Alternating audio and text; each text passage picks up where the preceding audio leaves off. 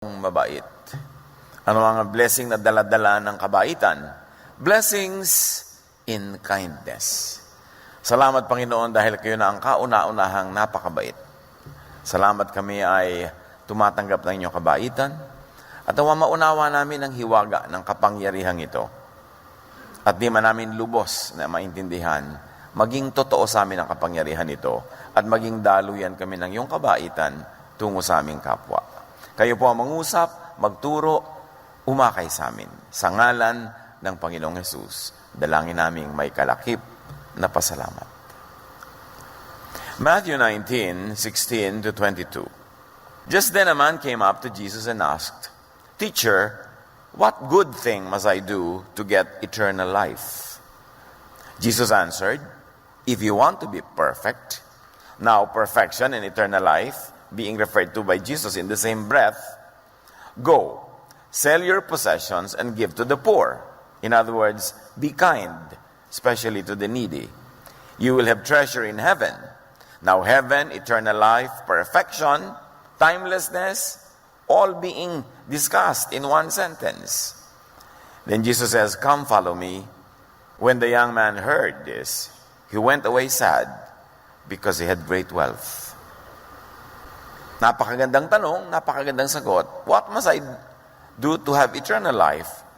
What must I do to have perfection? What must I do to be in heaven or to have heaven in me? And Jesus says, be kind. And that will happen. How can I be kind? Well, you have a lot of money. A lot of people are so needy. Sell your property, give them to the poor, then come and share my happiness. Be with me. Follow me. Do life my way. And he went away sad. He did not want to be kind. Matthew 19:21-22. Kung ating isip-isipin, sumagot si Jesus, kung ibig mong maging ganap, if you want to be perfect, ipagbili mo ang iyong kahari-arian at ipamahagi sa mga mahihirap ang pinagbilhan. In other words, the way to that eternal life, to that timeless bliss and happiness, to that so-called heaven, Jesus says, be kind. Love people. Use the power that you have to empower others. Lift people up. Ang pag-ibig sa kapwa ay kitang-kita dito ang ipinapakita ni Jesus na pag-ibig din sa sarili. Gusto mong mahalin ang sarili mo? Gusto mong magkaroon ng eternal life? Gusto mong makaranas ng heaven in your heart? A slice of heaven? Well, mahalin mo ang iyong kapwa. Kasi ang paraan, ang daan para ka makarating sa ganung estado ay mahalin mo muna ang iba. Na kung ibig mo talagang mahalin ang iyong sarili, mahalin mo muna ang iyong kapwa. Hindi ka pinagbabawalang mahalin ang iyong sarili, pero ang paraan sa pagmamahal sa sarili ay sa pamamagitan ng pagtulong sa mga nangangailangan, paggawa ng kabutihan sa nangangailangan nito. Kapwa muna. Kaya ang tawag kay Jesus at ang kanyang mga ginagawa at mga sumasama sa kanya, the way, ang daan. Kasi marami siyang daan na itinuro na hindi naman yun ang kinaugalian na daan ng kanilang traditional beliefs. Kaya para talaga maunawa si Jesus, you've got to look into the many meanings of His terms. Kahit sa mga inassign ng church in the last 2,000 years na meaning daw ng mga sinabi ni Jesus, dapat suriin uli. Kasi maraming nalilingid, natatago na kahulugan pag ipinako mo lang yung sarili sa isang nakaugaliang pagpapakahulugan. Katulad ng kahulugan ng perfection, ng eternal life, ng heaven. Laging iniisip na iba yung heaven ay may mga ulap sa kabilang buhay. Well, most of the time, Jesus is referring to another slice of heaven, that which is in your heart. That is peace of mind, that is bliss, that is inner joy, peace that transcends understanding. Isa yan sa mga pakahulugan ni Jesus sa tinatawag na heaven, na hindi mo kailangan mamatay para makapunta ka doon. Sa buhay pa lang na ito ay maaari mo nang makamit. And He shows us the way to that heaven. That's why Jesus is called the way, the truth, the life. So para sa kanya, perfection, which the man was referring to as eternal life, is in being kind to the needy.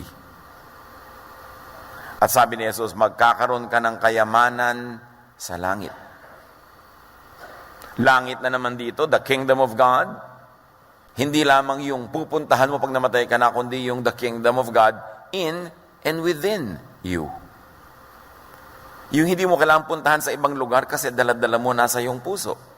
Luke 17:21, Jesus says, people will not say, look, God's kingdom is here. Or, there it is. No. God's kingdom is here with you. In other words, God's kingdom is inside you. Yan ang sabi ni Jesus. And the way to the kingdom in you, the way to you is through others. The way to the kingdom of God is by being kind to others. Although that is not the only way. Pero si Jesus, marami siyang itinuturo na ways how to get to that longed for ideal heaven that people are always equating to the physical place where they go after you die. Pero sabi niya, no, be kind and you will experience heaven. You will experience timeless life, eternal life, na kahit maiksi, kahit sandali, kahit saglit, but it is timeless, it cannot be measured. So, it is like forever.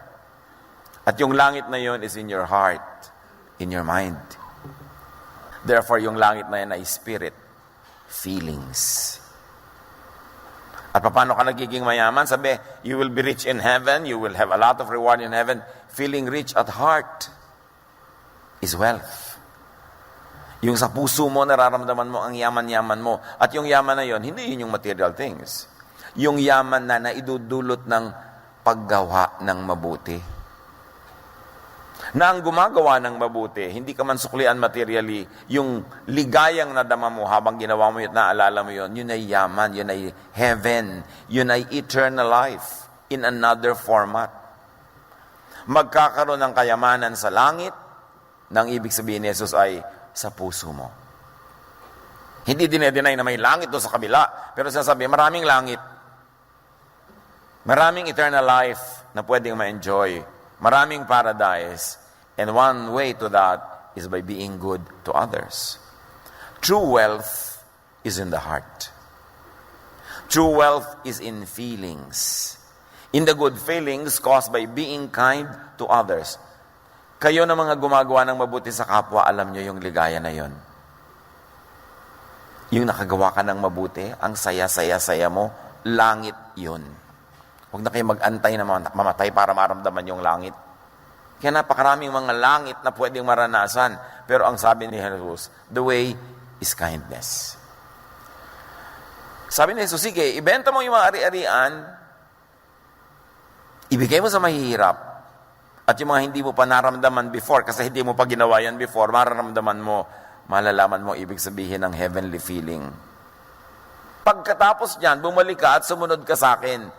Makakasunod ka kasi alam mo na yung feeling eh. You will go where I am because you have taken the way that I take, and it is the way of love. It is the way of kindness. Hindi ka pwedeng sumunod sa akin kung physical lang ang pagsunod mo. Pupunta ka sa pupuntahan ko, gagawin mo ang ginagawa ko, pero hindi mo naman nararamdaman yung nararamdaman ko. Kailangan, doon tayo magkaisa sa nararamdaman. At mararamdaman mo lang yung nararamdaman ko. You will have my heaven in your heart if you do it my way. And this is, be kind. Nandun ang sikreto. Matthew 25:21. The master answered, doon sa kinalugdan niya na manggagawa, you did right. You are a good servant who can be trusted. You did well with that small amount of money. So I will let you care for much greater things. Come and share my happiness with me. So yun yung sinasabi ni Jesus, come, follow me. Come with me to heaven. Be with me in my kingdom and let my kingdom reign in you. That happiness will be yours. And the way is through kindness. Follow me. Sabi ni Jesus, be with me in happiness, in my kingdom, in that so-called heaven. Follow means I will reign in your heart, and your heart will be my kingdom. Your heart will be heaven within you. Kaya sabi niya, the kingdom of God is within you. Nasa puso. Kailangan nararamdaman mo. Kasi ramdam pag nag-ahari sa iyo ang Diyos. At sa pagpapatuloy ni Jesus, at sa kwentong ito, narinig ng mayaman yung sinabi ni Jesus, nalungkot. Pagkarinig nito, malungkot na umalis ang binata sapagkat siya'y napakayaman. So you see, malungkot is negative feelings. Ang sinasabi ni Jesus, come and share my happiness, that's positive feelings. And what makes the difference between negative and positive feelings is your willingness in your actual deed to be kind. So malungkot siya, negative feelings, kabaligtaran ng positive feelings or happiness, meaning ang malungkot means non-heaven, and it could be hell. So you can have heaven, you can have hell in this life as well. You don't have to wait to die. Kasi pag malungkot ka, hell yun. Pag masaya ka, heaven yun. At sinabi ni Jesus, maraming kasiyahan, maraming daan para sumaya, at isa ang tinuturo ko sa yung pinaka-epektibong paraan para magkaroon ka ng langit sa iyong puso. Gumawa ka ng mabuti, maging mabuti ka at mabait sa kapwa. Pero nalungkot siya kasi ayaw niya mag-share. Mas mahal niya ang kayamanan higit sa kapwa-tao, which means mas mahal niya ang kayamanan kaysa kanyang sarili, kasi ang sabi, mahalin mo ang iyong kapwa tulad ng pagmamahal mo sa iyong sarili. So kung hindi mo mahal ang iyong kapwa, ang totoo nun, hindi mo rin mahal ang iyong sarili. Sa pag-maintain mo ng kayamanan, akala mo minamahal mo ang sarili mo? No. Kasi yun ang naging hadlang para ka nga sumaya, edi hindi pala. Mas mahal niya ang kanyang sarili higit sa langit, higit sa Diyos, higit kay Jesus. Therefore, hindi totoong ibig niyang sumunod kay Jesus. Yung maiksing kwento na yun, pag inanalyze mo, sabi niya, Master, gusto ko pong sumunod sa inyo. Talaga? O sige, my way is the way of kindness. You want to take it my way? Do it my way, then be kind. How can I be kind? Well, give your money to the needy kasi they are very needy. Not that pag susunod ka kay Jesus, gusto niya maubos ang kayamanan mo rin. No. Alam kasi ni Jesus na ang hadlang sa taong ito, yung pag-ibig niya sa kayamanan niya. Kaya hindi niya maibig ang kapwa at ang lingid sa kanya, hindi rin niya maibig ang kanyang sarili dahil ang first love niya, pera. Marami mga tao, mga kapatid, ang pag-first love, pera, pati sarili, hindi mamahalan tama. Lumilikha ng mga kaaway para lang sa pera. Mahal mo ba yung sarili mo? Lumilikha ka ng kaaway? Nakikipagkasira sa mga kaibigan. Minsan sinisira pa ang sariling kalusugan dahil sa pera. Inilalagay at sinusuong ang sarili sa panganib dahil sa pera. Di pera mahal mo, hindi ang sarili mo.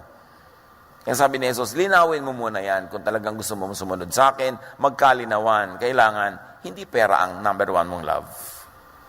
Love for others means putting others first. 1 Corinthians 10:33, tularan ninyo ang ginagawa ko, sabi ni Pablo.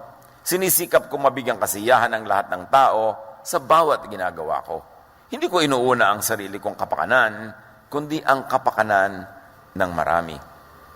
So selfishness and kindness means hell. It doesn't mean heaven. So yung mga tao makasarili, mga taong unkind, wala sila sa heaven ngayon. Kahit kiniklaim nila na pupunta sila sa heaven in the future because of some religious affiliation or something they did in their lives, pero ngayon, pagka ikay makasarili at hindi ka mabait, kahit linlangin mo ang iyong sarili, hindi ka masaya. Ano ang mga blessings in, of, and for kindness? Ano ang blessing para sa mabait? Ano ang blessing ng kabaitan? Ano ang blessing na dinadala ng kabaitan? Kindness is easy and easier for the brain. Interestingly, there has been a lot of scientific studies on the brain and on the emotions and the lifestyles of people. At marami ng findings ang siyensya, and one of that is, mas madali maluwag ang isip ng taong mabait. Mas madaling dalhin ng isip ang kabaitan kaysa yung kabaligtaran nito. Why? Because humans are social beings. And we succeed more easily by cooperating with others. Kahit nga, di ba, yung mga hunter dogs, pag nag-hunt sila, sama-sama para sila magtagumpay. Even lions, when they hunt, sama-sama sila para magtagumpay. Ang mga isda, ang dami nila nagsasama-sama para pag may kumain sa 10, may buhay pang 20 para magtagumpay yung species nila. Laging ang tagumpay sa cooperation. And cooperation, for it to happen, needs interconnection. At sa interconnection, makakasali ka lang sa interconnectivity ng mga kapwa mo kung ikay mabait. Mapupwera ka pagka hindi ka mabait, pag ayaw nila sa'yo, pag galit sila sa'yo, mas maloob nila sa'yo, puwera ka. That's why kindness is hardwired into our brains. Studies of the brain, studies of the mind have discovered that really the mind is designed for kindness. That the mind is more at peace, it is more rested, it is happier when it is doing acts of kindness. And it has been found out that it takes more effort for our brains to be unkind than to be kind. Obserbahan nyo mga kapatid, talaga naman nakakapagod yung maging selfish. Nakakatanda, nakaka-stress. Bakit? Selfishness makes the brain consider and analyze a lot more things. Selfishness makes the brain work harder or hard. Yung pag-selfish ka, iniisip mo, paano ko kaya maiisahan itong mga taong ito? Paano ko kaya iiwasan itong utang? Paano kaya ako tataka sa mga mamamas ko? Paano kaya ako makakalamang? Paano kaya ako magbumukha-mukhang mahirap para walang lumapit sa akin at magpatulong? Paano ko kaya masosolo tong isang row ng silya na ito? Paano ko kaya makukuha ang gusto kong kuhanin? Selfishness makes you work so hard. Pagod ang utak ng makasarili. Selfishness is stressful. Nakakatanda. Yung masyadong karamutan. Maraming isipin ang makasarili. Maraming isipin yung unkind. Bukas pa lang may pupuntahan ngayon, dinedesign na kung paano siya makakalundag sa pila. Paano maiisahan ng makamag-anak niya sa mga mana pag namatay yung matanda. Yung ang daming binabalak ng taong selfish. Pagod ang isip niya. Hindi tahimik. Matthew 5:43, narinig niyo yung sinabi, ibigin mo ang iyong kapwa at kamuhian mo ang iyong kaaway. Ngunit ito naman ang sinasabi ko, ibigin ninyo ang inyong mga kaaway at ipanalangin ninyo ang mga umuusig sa inyo. Bakit yun ang turo ni Jesus? Doon tahimik. O may kaaway ka, ipinag-pray mo, edi nawala na yung galit mo, pinatawad mo na siya. Kasi galit na galit ka at isip ka ng isip ng paraan kung paano ka makapagiganti. Mas madaling maging mabait. Mas madaling maging mabuti. Kaya sabi ni Jesus, sundin nyo ang aking paraan. Marami kayong kaaway, patawarin nyo, ipanalangin nyo. O pinipilit niyang hingin ng jacket mo, ibigay mo ang t-shirt mo, tahimik ka. Sabi niya, you know what? My yoke is easy. My burden is light. You will find rest for your souls. Agawan kayo ng agawan sa kaprasong mana, agawan kayo ng lupang mamanahin na nasa kuko ng namatay niyo magulang. Nag-aaway-away, generational gulo para sa kaprasong bagay. So niyo, alam niyo, ibigay niyo, magpatawad kayo, panalangin niyo sila, ang beneficiary nun kayo kasi matatahimik kayo Unsociable individuals are disadvantaged. Why? Because struggle is a fact of life. And sociability and cooperation are equally important. Kaya yung kindness, altruism, yung talagang unreserved goodness to others is present in nature, even in animals and plants. Ang tawag ng mga biologists dyan, survival of the selfless. It helps the group to survive and to win. Kay hayop, kay halaman. Alam niyo mga halaman, pag nasa gubat kayo o maraming puno, tumingala kayo sa taas, makikita niyo ang mga dahon nila hindi nagpapatong-patong. Meron silang ino-observe na mga boundaries. Kaya pag meron ditong malaking halaman, meron ditong isang halaman, ang gawin niya, dito siya pupunta para hindi sila magagawan. Ma-observe niya yan. At ayon sa mga pag-aaral, very interesting, ang mga ugat ng halaman ay nag-uusap. May interconnectivity ang mga ugat-ugat.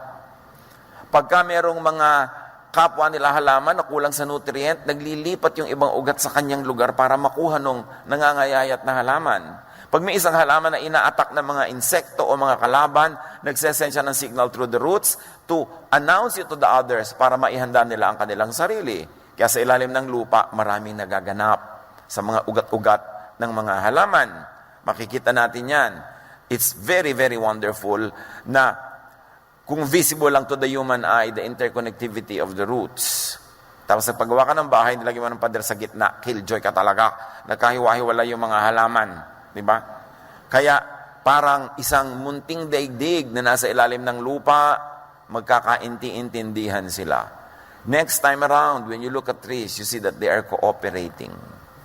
Ano mga trees kasi, hindi naman sila nakakaalis pagka ina-attack sila ng insect, so nagre-release sila ng mga chemicals na insect repellents. Kaya ngayon, yung mga bio-wise kind of pagpapaalis sa mga insekto, gumagamit ng plants because they have already perfected that way of driving insects away. Not killing them, but driving them away. By the way, kung gumagamit kayo ng mga insecticide, you are killing yourself softly. What kills the mosquito also kills you. Except that isang patak lang sa mosquito, sa'yo, isang drum. Dahil hindi ka nakakalanghap ng isang drum, hindi ka namamatay agad. Pero over time, naiipon sa katawan mo, may effect yun. Don't kill insects. Just drive them away. Especially with insect repellent sa mga halaman. Kasi what kills them kills you. Pareho lang kayong humihinga ng oxygen. Importanteng isipin natin yan. Ephesians 4:25-28. Dahil dito, itakwil na natin ang pagsisinungaling. Tayong lahat ay magsabi ng totoo sa isa't isa. Sapagkat tayo ay bahagi ng isang katawan. Kung magagalit man kayo, iwasan ninyo na kayo'y magkasala.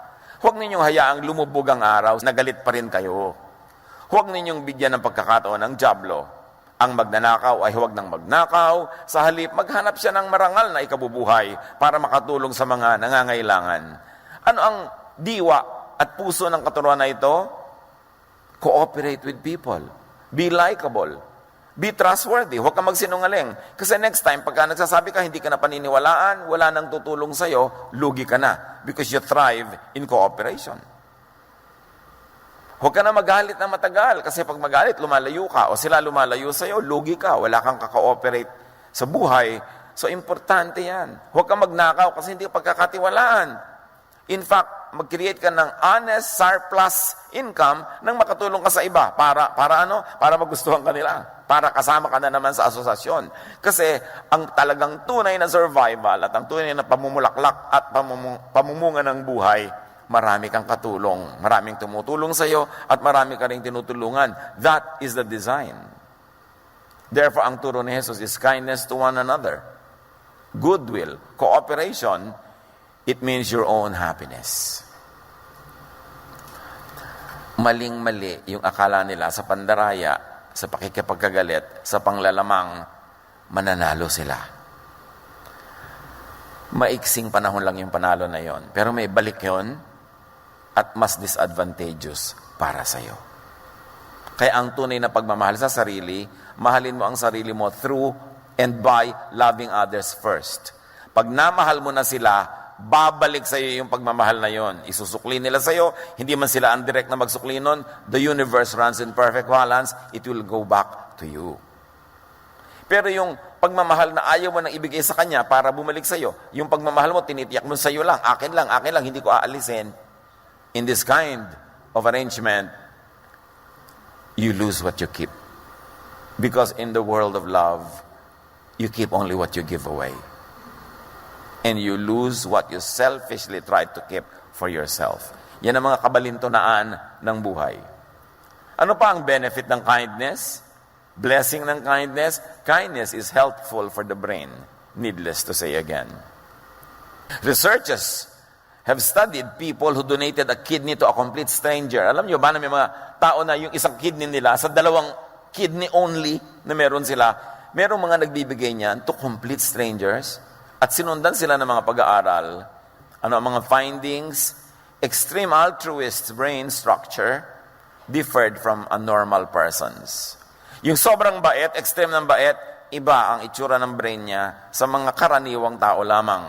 Extremely kind people, yung brain nila are opposite of what a psychopath's brain look like. And a psychopath, one of the definitions ng psychopath, people who have less or no compassion. Yung psychopath. Yung taong mababait, gumagawa ng mga kabutihan at kabaitan, ibang-iba ang shape ng brain nila, ibang-iba ang structure, ibang-iba ang pagkakabuo ng brain nila kaysa sa mga taong psychopath or walang pagmamahal, walang compassion, walang alalahanin tungkol sa iba. Kaya ang sabi ng Romans 12:2, do not conform to the pattern of this world, but be transformed by the renewing of your mind.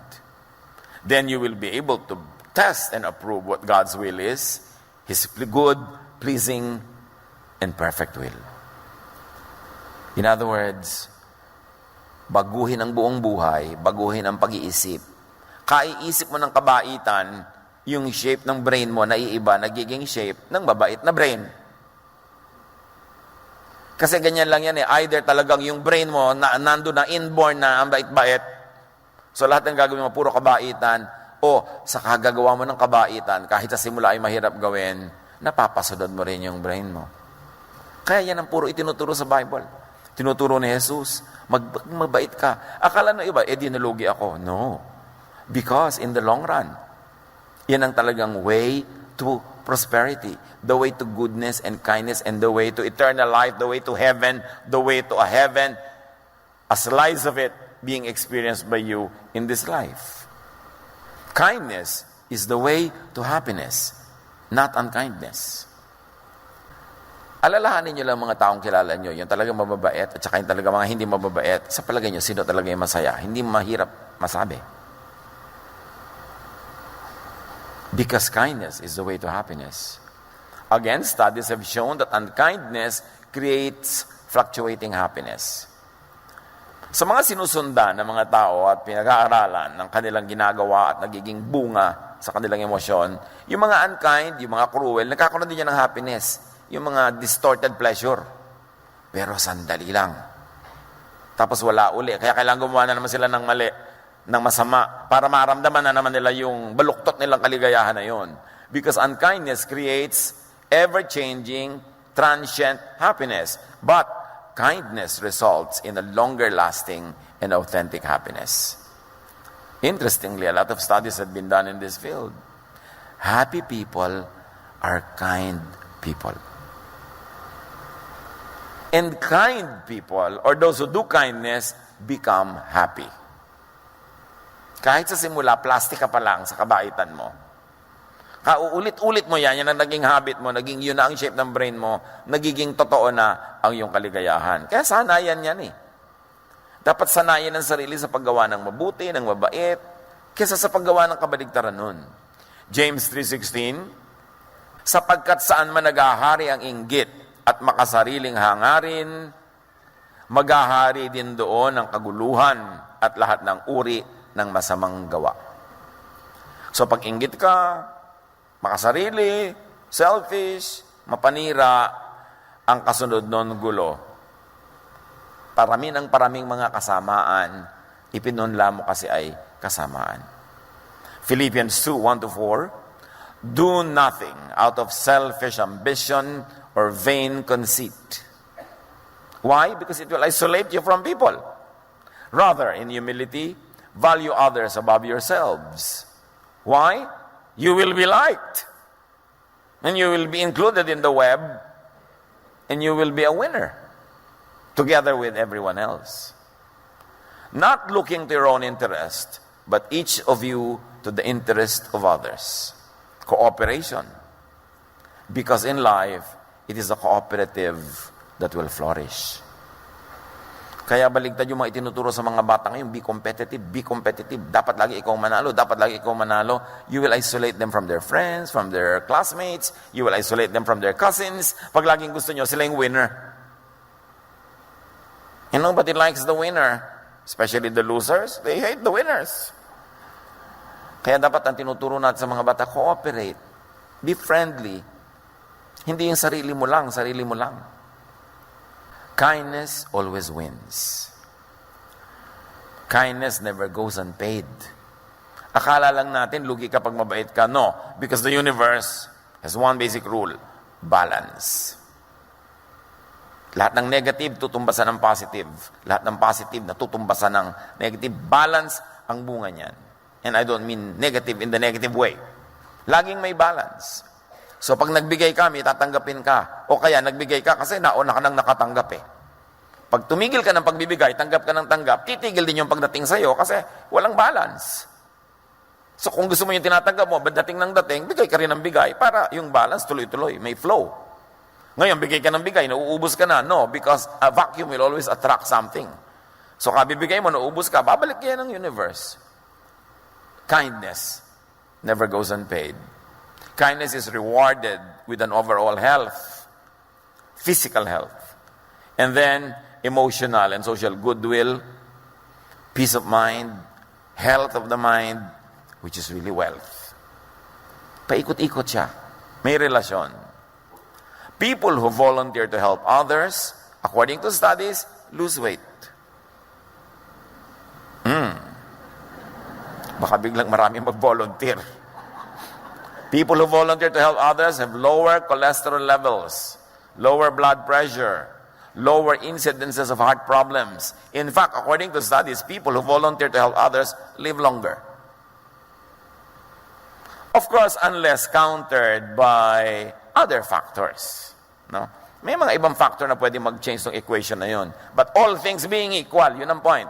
All things being equal, yung mabait, matulungin, they lose weight, they have lower cholesterol levels, they are happier, they live longer. Siyempre, gusto ng Diyos yung mababait, humaba buhay. Baligtad yung sinasabi na bang, ay, masamang damo, mahaba buhay. No!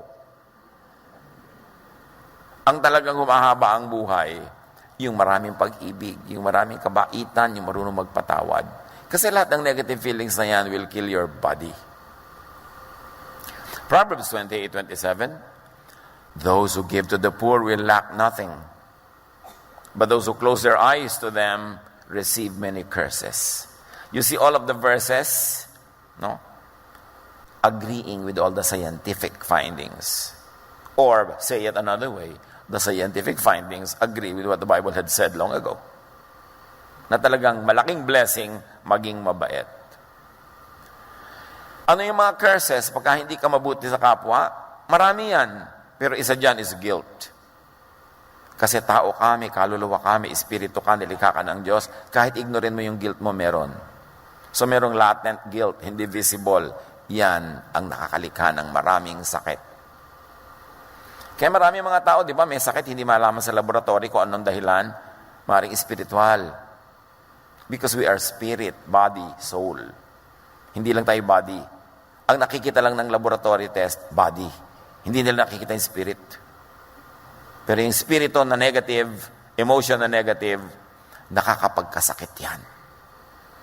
Kaya ang itunuturo ni Jesus lagi, alisin mo yung negative emotion, magpatawad ka, humingi ka ng tawad, makipagkasundo ka, be humble, doon ka lulusog. And kindness multiplies.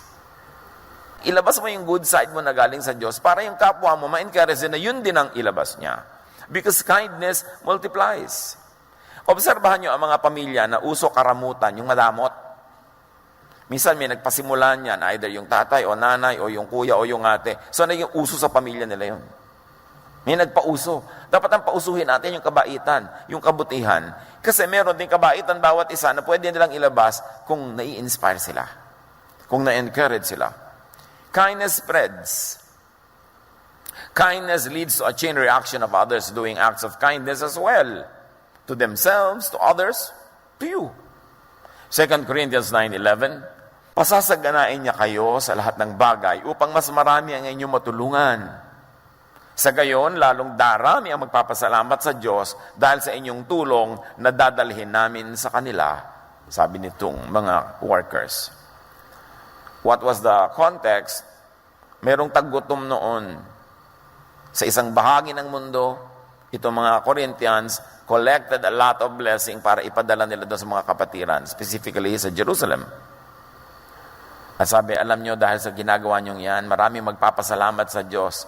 At alam nyo ba na pag may nagpapasalamat sa Diyos, lalong ginaganahan ng Diyos na mag-blow out. So dahil sa ginagawa nyo, magpapasalamat sila, lalong babaha ang blessing, magiging mabuti para sa ating lahat. Kindness opens the heart and then the mind. Yes, iba talaga yung heart sa mind, but that's another topic. But you begin with the mind, you can affect the heart. When you affect the heart, you can go to the mind. Kahit ano yung bukas na entry point, doon ka pumasok. Yung mga kabisas mo, alam mo, may kutob ako, heart yun. Kasi yung mind mo, may ibang sinasabi. Yung intuition, ganyan. Parang dapat agree.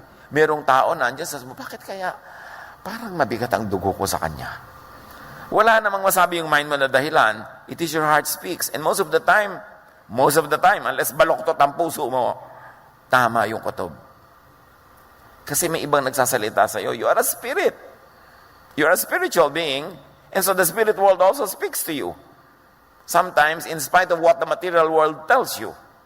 Kaya marunong ang tao, dapat makiramdam sa ganito mga bagay. But kindness opens the heart and the mind. The more giving one becomes, the more one becomes forgiving. The more one understands people who are different from oneself. Pag tayo'y palabigay, may nagsisimulang proseso na nagiging ending, nagiging mapagpatawa din tayo. Mahirap maunawa ang koneksyon. Siguro sa mga darating na mga pag-aaral, makukonect. Pero ngayon, take it at that. Kung gusto mong matutong maging mapagpatawad at mahirap gawin yon, magsimula ka munang maging mapagbigay.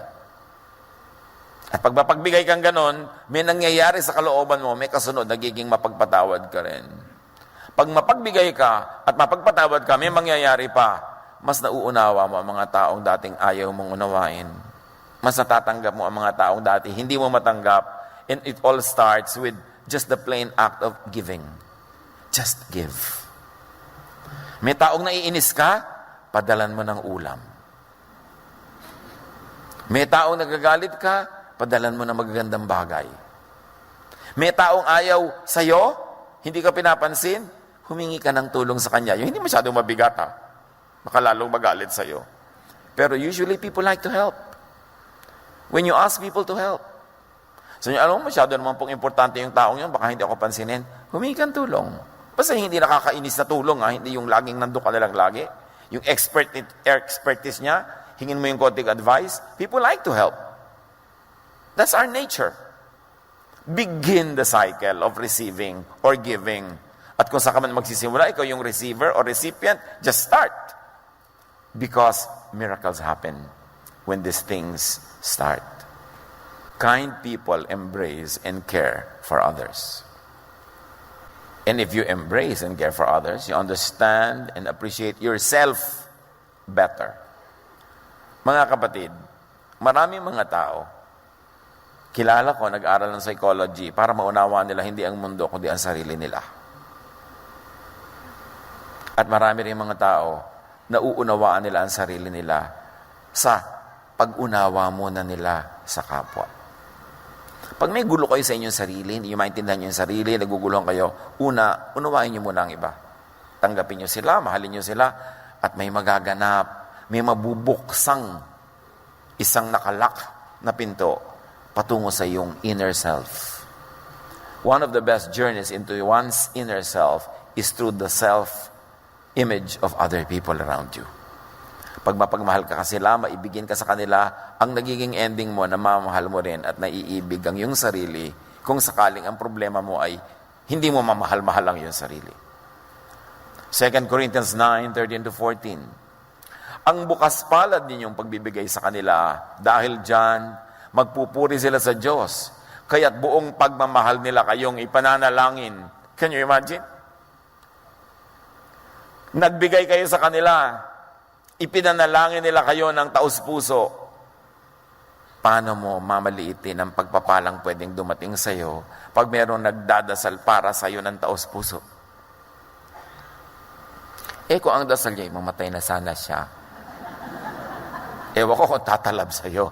Pero definitely, walang dadaling blessing yon. Imbes curses, invite blessings. And you invite that by being kind to others. Yung maipanalangin ka, paano nyo lalagyan ng price tag ang isang panalangin na inusal ng isang mataimtim at taus-pusong nananalangin para sa inyong ikabubuti? How can you stop the hands of God from blessing you? Paano kayo makaka-induce ng isang panalangin na taus-puso sa paggawa ng mabuti sa kapwa? So, be kinder. Kind na naman tayo di ba?